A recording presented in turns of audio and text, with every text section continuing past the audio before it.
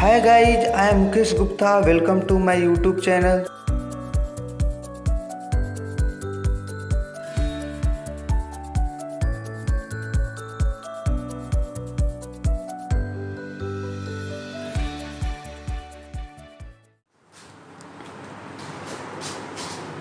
प्रिय दोस्तों, आज हम लोग रासायनिक अभिक्रिया एवं समीकरण शुरू करने वाले हैं। तो इस चैप्टर का ये पार्ट 1 वीडियो है। तो फ्रेंड, इसमें हम लोग पढ़ेंगे रासायनिक अभिक्रिया एवं समीकरण। ठीक है, तो सबसे पहले बात आता है रासायनिक अभिक्रिया के बारे में। किसके बारे में? रासायनिक अभिक्रिया। तो ये जो रासायनिक अभिक्रिया है, ये क्या है, ये कैसे आया, इसको समझते हैं। ठीक है, जैसे हमारे दैनिक जीवन में बहुत तरह का परिवर्तन होता था। ठीक है, तो और उस परिवर्तन के बाद उससे नए पदार्थों का निर्माण होता था। ठीक है, जैसे आप ऐसे समझ सकते हैं, जैसे आम क्या होता है, पहले हरा रंग का होता है, वो कच्चा होता है, और पकने के बाद उसका रंग कैसा हो जाता है? पीला हो जाता है। तो यहाँ पे एक नए पदार्थ का निर्माण हुआ। उसका पहले वाले का स्वाद क्या था? खट्टा था। अब इसका स्वाद क्या है? मीठा हो गया। तो यहाँ पर स्वाद में भी परिवर्तन हो गया, रंग में भी परिवर्तन हो गया, एक नया पदार्थ बन गया। और इससे ये मत समझिए वो भी आम है ये भी नहीं, इसका गुण अब बदल चुका है। ठीक है, तो बहुत तरह कैसे हमारे दैनिक जीवन में परिवर्तन होता था। जैसे हम लोग ऑक्सीजन गैस लेते थे और हम लोग कार्बन डाइऑक्साइड गैस छोड़ते थे। तो ये एक नया पदार्थ बन रहा है, कार्बन डाइऑक्साइड। समझ में आ रहा? तो इस तरह की बहुत सारे परिवर्तन हमारे दैनिक जीवन में होता था और नए पदार्थ का निर्माण होता था। तो इस कंसेप्ट के आधार पर ही आज हम लोग रासायनिक अभिक्रिया के बारे में पढ़ेंगे। ठीक है, तो इसका डिफिनेशन क्या होता है, इसका परिभाषा क्या होता है, इससे समझ लेते हैं। फिर समझ लेते हैं, जब कोई पदार्थ अकेला या किसी अन्य पदार्थ से क्रिया करके नए पदार्थों का निर्माण करता है, तो इस क्रिया को ही क्या कहते हैं? रासायनिक अभिक्रिया कहते हैं। यानी जब कोई पदार्थ अकेला या किसी अन्य पदार्थ से क्रिया करके और नए पदार्थ का जब निर्माण करता है, तो इस क्रिया का क्या नाम दिया गया? रासायनिक अभिक्रिया। ठीक है, तो याद रखना, रासायनिक अभिक्रिया से नए पदार्थों का निर्माण होता है। तो इसको ऐसे भी बोल सकते हैं, रासायनिक अभिक्रिया एक ऐसा परिवर्तन है, रासायनिक अभिक्रिया एक ऐसा परिवर्तन है जिसमें नए पदार्थों का क्या होता है? निर्माण होता है। ठीक है, उसके बाद हम लोग समझेंगे कि दैनिक जीवन में रासायनिक अभिक्रिया के कुछ उदाहरण हम लोग समझेंगे। तो जैसे क्या होता है? फल का पकना। जैसे कि आम क्या था? हरा रंग, और पकने के बाद उसका रंग क्या हो गया? पीला। उसका स्वाद भी बदल गया, पहले उसका स्वाद क्या था? खट्टा, अब उसका स्वाद क्या हो गया? मीठा। तो ये भी एक रासायनिक अभिक्रिया का उदाहरण हुआ। दूसरा, श्वसन की क्रिया। हम लोग लेते हैं ऑक्सीजन गैस, छोड़ते क्या है? Carbon dioxide gas. तो ये भी एक रासायनिक अभिक्रिया का उदाहरण हुआ। दूसरा, जैसे हमारे शरीर में जो भोजन पचता है, भोजन के पचने से उपयुक्त पदार्थ जो निकलता है, जिससे हमारे शरीर का विकास होता है, ये भी एक क्या है? रासायनिक अभिक्रिया का ही उदाहरण है। और लास्ट में बताने जा रहा हूँ, जैसे कि हमारे दैनिक जीवन में दूध से जो दही बनता है, दूध से दही का बनाना, दूध और दही दोनों का गुण में काफ़ी डिफरेंस होता है। तो दूध से एक नया पदार्थ बनता है, दही। तो दूध से दही बनना, ये भी एक क्या है? रासायनिक अभिक्रिया का ही उदाहरण है। ठीक है, उसके बाद हम लोग रासायनिक अभिक्रियाओं की विशेषताएं या पहचान, यानी रासायनिक अभिक्रिया का कुछ विशेषता या इसे हम लोग पहचान भी कह सकते हैं, कुछ पहचान होता है। अवस्था में परिवर्तन क्या है? अगर अवस्था मतलब क्या होता है? ठोस, द्रव, गैस। इसमें बदलाव हो रहा है, ठोस से द्रव, द्रव से गैस, यानी कि अवस्था में परिवर्तन हो रहा है, तो भी एक रासायनिक अभिक्रिया का ही संकेत है। रंग में परिवर्तन, पहले इसे समझ लेते हैं एग्जाम्पल के माध्यम से। अवस्था में परिवर्तन, जैसे आप समझ लीजिए कि ऐसे समझ लीजिए, जैसे कि एक बर्तन लीजिए, उसमें सल्फ्यूरिक अम्ल को डाल दीजिए, और सल्फ्यूरिक अम्ल को डालने के बाद उसमें जिंक के छोटे छोटे दाने को डाल दीजिए। डालने के बाद उसमें से एक गैस निकलता है जिसे हम लोग हाइड्रोजन गैस कहते हैं। तो बताइए, पहले ये क्या था? ठोस और द्रव का मिश्रण था, और उसमें से एक नया पदार्थ निकल रहा है गैस के रूप में, जो हाइड्रोजन है। तो यहाँ से अवस्था बदल रहा है। पहले क्या था? जिंक ठोस था, जिंक क्या था, ठोस था, और सल्फ्यूरिक अम्ल क्या था, द्रव के रूप में था।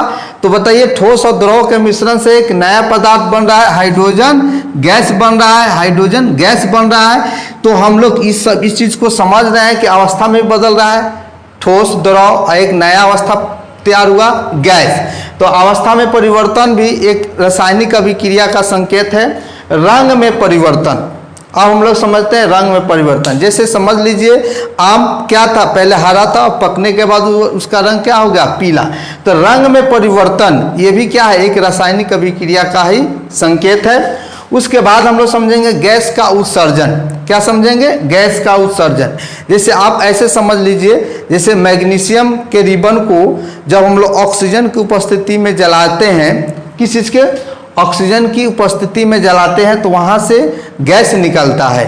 तो गैस का उत्सर्जन भी क्या है, एक रासायनिक अभिक्रिया का संकेत है। या हम लोग अवस्था में जब परिवर्तन के बारे में समझ रहे थे, उस समय मैंने बताया था कि गैस, हाइड्रोजन गैस का निकलना, यानी कि गैस का उत्सर्जन भी क्या है, एक रासायनिक अभिक्रिया का संकेत है।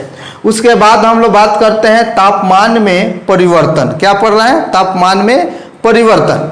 जैसे आप समझ लीजिए बिना बुझा हुआ चूना, बिना बुझा हुआ चूना जिसका रासायनिक नाम है कैल्शियम ऑक्साइड। तो बिना बुझा हुआ चूना को जब हम लोग पानी में डालते हैं तो बुझा हुआ चूना में बदल जाता है। बिना बुझा हुआ को जब हम लोग पानी में डालते हैं तो क्या हो जाता है, बुझा हुआ चूना हो जाता है। तो बुझा हुआ चूना से हम क्या निकलता है, उष्मा निकलता है। जैसे कि ऐसे समझ सकते हैं, एक बर्तन ले लेते हैं, ठीक है, कांच का एक बर्तन ले लेते हैं, उस कांच के बर्तन में कुछ पानी ले लेते हैं और उसमें बिना बुझा हुआ चूना को डाल देते हैं। जब डालेंगे तो थोड़े समय के बाद जब उस बर्तन को हम लोग स्पर्श करेंगे तो बर्तन क्या हो जाता है, गर्म हो जाता है। यानी इससे क्या निकल रहा है, उसमें क्या परिवर्तन हो रहा है, तापमान में परिवर्तन हो रहा था। पहले वो ठंडा था और उसका तापमान बढ़ रहा है, उससे उष्मा निकल रहा है, यानी कि तापमान में क्या आ रहा है, चेंजिंग आ रहा है। तो तापमान में भी परिवर्तन क्या है, रासायनिक अभिक्रिया का एक संकेत है। उसके बाद समझते हैं अवक्षेप का बनना।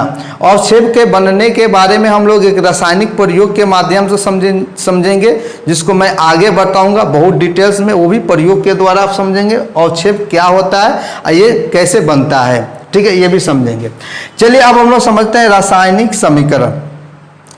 क्या समझेंगे, रासायनिक समीकरण का डिफिनेशन क्या होता है। तो इसे ऐसे बोल सकते हैं, रासायनिक अभिक्रिया में जो भी पदार्थ भाग लेता है या जो भी पदार्थ बनता है, तो उसे सूत्रों एवं संकेतों के द्वारा अगर हम लोग निरूपित कर दे तो उसे हम लोग क्या बोलेंगे, रासायनिक समीकरण कहेंगे। क्या कहेंगे, रासायनिक समीकरण। ऐसे रासायनिक समीकरण दो प्रकार का होता है, ठीक है। जैसे समझ लीजिए मैग्नीशियम को, जब मैग्नीशियम के रिबन को जब हम लोग ऑक्सीजन की उपस्थिति में जलाएंगे, यानी मैग्नीशियम का जो फीता होता है उसे जब हम लोग ऑक्सीजन की उपस्थिति में जलाएंगे तो क्या बनता है, मैग्नीशियम ऑक्साइड बनता है। क्या बनता है, मैग्नीशियम ऑक्साइड बनता है। तो यहाँ पर आप देख रहे हैं शब्द का प्रयोग किया गया है, तो इसे हम लोग शब्द समीकरण कहेंगे। इस समीकरण को क्या बोलेंगे, शब्द समीकरण, ठीक है। और शब्द समीकरण से अब हम लोग ढांचा समीकरण के बारे में आगे बढ़ेंगे। ढांचा समीकरण क्या होता है, जैसे मैग्नीशियम और ऑक्सीजन,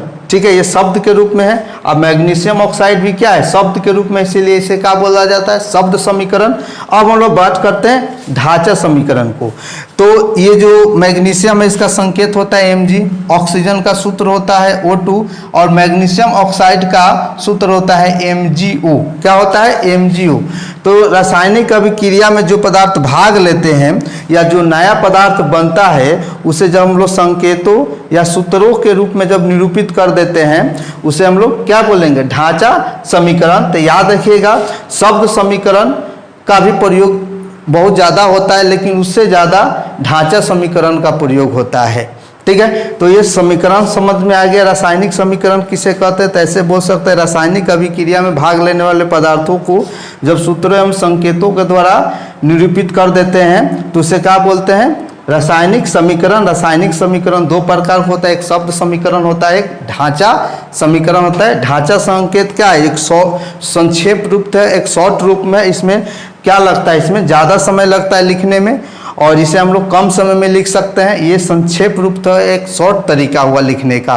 तो याद रखिएगा जो ढांचा समीकरण होता है शब्द समीकरण से क्या होता है, शॉर्ट होता है, छोटा होता है, ठीक है। तो हम लोग रासायनिक समीकरण समझ चुके हैं। अब इसे हम लोग प्रयोग के माध्यम से समझते हैं कि मैग्नीशियम ऑक्सीजन से क्रिया करके मैग्नीशियम ऑक्साइड बनाता है, ठीक है। इसे हम लोग प्रयोग के द्वारा भी समझ लेते हैं, ठीक है।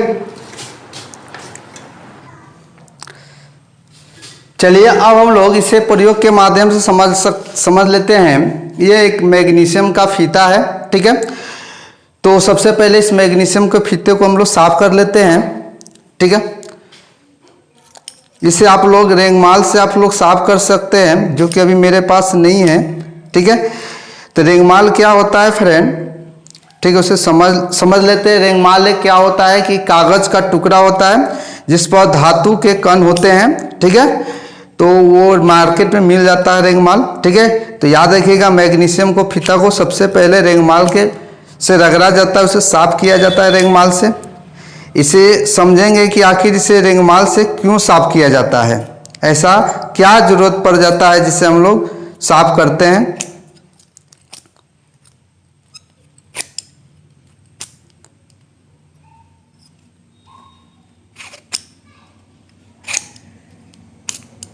चलिए ये लगभग साफ हो चुका है, ठीक है।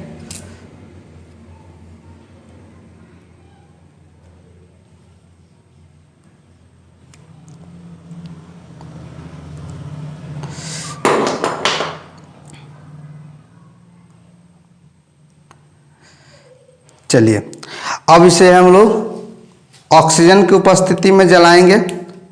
कोई भी पदार्थ तभी जलता है जब ऑक्सीजन हो, ठीक है फ्रेंड। देखिए ये जल रहा है,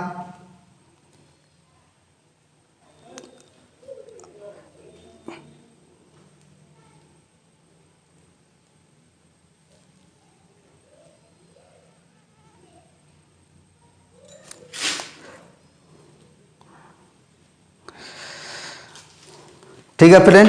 तो यहाँ पर आप देख सकते हैं सफेद रंग का पाउडर प्राप्त हुआ है, ठीक है।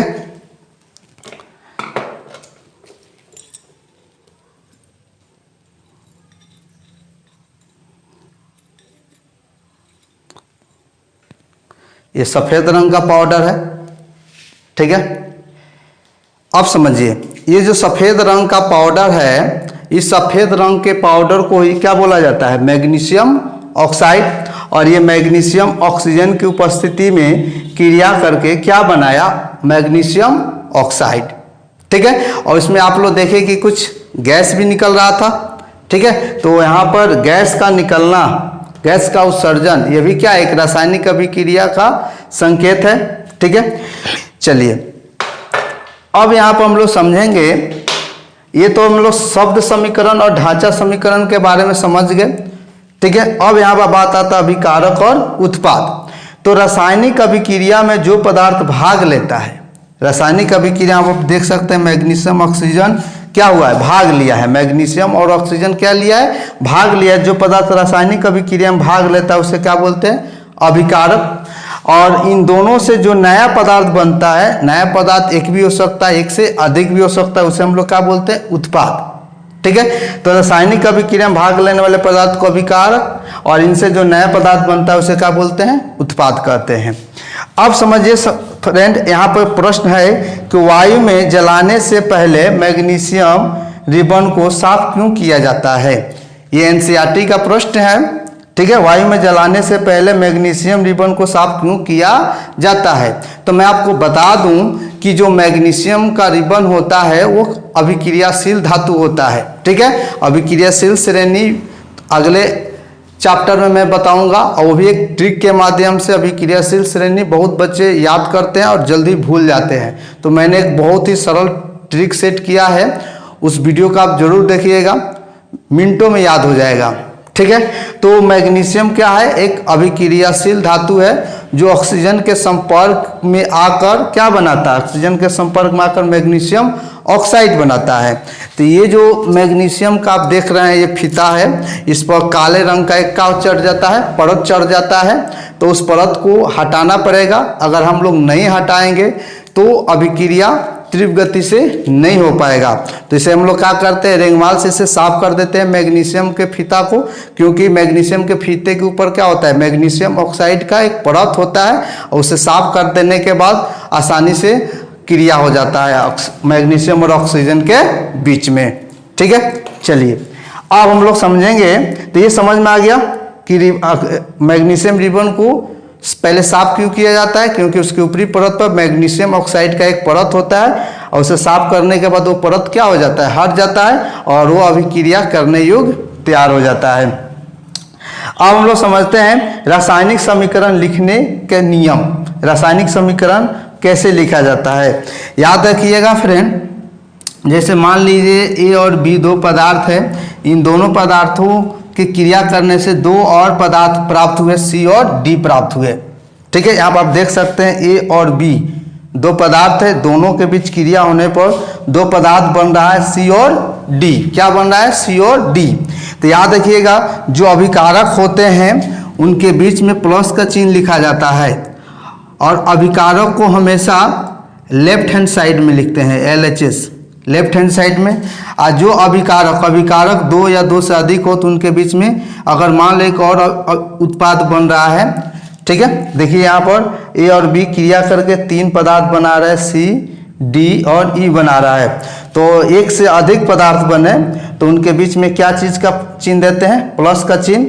और याद रखिएगा जो उत्पाद होता है उसे हम लोग RHS में लिखते हैं राइट हैंड साइड, और जो अभिकारक होता है उसे हम लोग लेफ्ट हैंड साइड में लिखते हैं। ठीक है, और अभिकारक में भी दो या दो से अधिक पदार्थ हो तो उनके बीच में क्या चीज़ का चिन्ह दिया जाता है, प्लस के चिन्ह के द्वारा उन्हें जोड़ा जाता है। और अभिकारक और उत्पाद को हम लोग तीर के चिन्ह से दोनों को क्या करते हैं, अलग करते हैं। याद रखिएगा LHS साइड में अभिकारक होता है और RHS साइड में उत्पाद होता है। ठीक है, और ये जो तीर का चिन्ह बताता है वो अभिक्रिया का दिशा बताता है। तीर का चिन्ह क्या बताता है, अभिक्रिया का दिशा। और ये जो तीर होता है इस तीर का दिशा किधर होता है, उत्पाद की ओर। तीर का दिशा किधर आता है, उत्पाद की ओर। तो ये हो गया रासायनिक समीकरण लिखने का नियम। अभिकारकों के बीच प्लस का चिन्ह और उत्पादों के बीच प्लस का चिन्ह लिखते हैं। अभिकारकों के बीच प्लस का चिन्ह देकर उन्हें LHS में लिखते हैं और उत्पादकों के बीच में भी प्लस का चिन्ह लिखकर उन्हें RHS में लिखते हैं। और तीर चिन्ह के द्वारा इन दोनों को क्या किया जाता है, अलग किया जाता है। और जो तीर का चिन्ह होता है वो क्या बताता है, अभिक्रिया का दिशा बताता है, किधर से किधर हो रहा है। और तीर हमेशा किधर रहेगा, उत्पाद की ओर होता है। चलिए फ्रेंड अब